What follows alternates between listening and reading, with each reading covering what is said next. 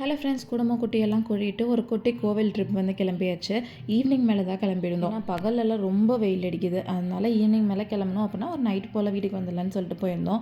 இந்த மதுரை, சிவகங்கை, மானாமதுரை இந்த ஏரியாலெல்லாம் இருக்கவங்களுக்குலாம் கண்டிப்பாக அந்த கோவில் வந்து தெரிஞ்சிருக்கும்.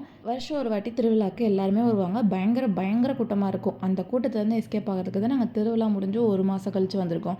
எப்போ வந்தாலும் சாமி அதே சாமி தானே, எதுக்கு கூட்டத்தில் போய் கஷ்டப்படணும்னு சொல்லிட்டு நாங்கள் யூஸ்வலாக இந்த மாதிரி தான் வர்றது உண்டு. அப்புறம் அம்மன் கோவில் வந்துட்டு மாவிளக்கு இல்லாமல் எப்படி, எங்கள் அம்மா கருப்பட்டி போட்டு பண்ணியிருந்தாங்க, எங்கள் அத்தை வெல்லம் போட்டு பண்ணியிருந்தாங்க. 2 ஃப்ளேவர்ஸ் ஆஃப் மாவிளக்கு சாப்பிட்டுட்டு முன்னெல்லாம் இட்லி புளியோதரெல்லாம் பேக் பண்ணிட்டு வந்து சாப்பிட்டுட்டு இருப்போம் இதே பிளேஸில். ஆனால் இப்போலாம் அதெல்லாம் காலம் மாறி போயிடுச்சுன்ற மாதிரி வெறும் ஸ்நாக்ஸோட முடிச்சுக்கிறது. அப்படியே ரோட்டோரமாக இயற்கையோட ரசிச்சுட்டு அப்படி எடுத்துகிட்டு வந்த ஸ்நாக்ஸ் எல்லாம் சாப்பிட்டுட்டு அப்புறம் மணி வந்து ஒரு 8 கிட்ட ஆயிடுச்சு. சிவகங்கையில் இந்த கருப்பட்டி காஃபி இருக்குன்னு போகும்போது பார்த்துட்டு போனோம். வீட்டில் இருக்க சில காஃபி வெறியர்கள்னால அங்கே 8 மணிக்கு போய் காஃபி குடிக்க வேண்டிய நிலைமை ஆயிடுச்சு. கருப்பட்டி காஃபின்னு சொல்கிறாங்க, ஆனால் பெருசாக ஒன்றும் ஃப்ளேவர்ஸ் இல்லை.